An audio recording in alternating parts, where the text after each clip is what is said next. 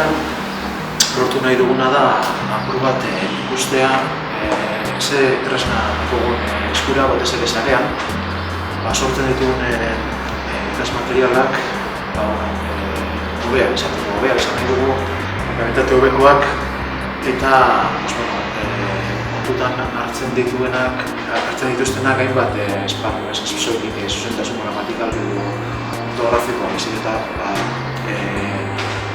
estilo kontuak. Gero nagusia da, batetik jendeak ezagutzea momentu honetan eskura ditugun tresnak. Azken urte hauetan pentsatzen dut lan handia egin dela alde horretatik, bai material berriak sortu dira, tresna berriak sortu dira, eta gaurkoz horietako gehienak sarean ditugu eta oso modu errazean kontsulta eta erabil daitezke. Eta beraz, nahi nugu gure ezagutzateke hori ezagutzen. Gero, azkeneko urte hauetan arlo honetan landu diren lanak ere ezagutzea eta lan horietan egin diren proposamenak eta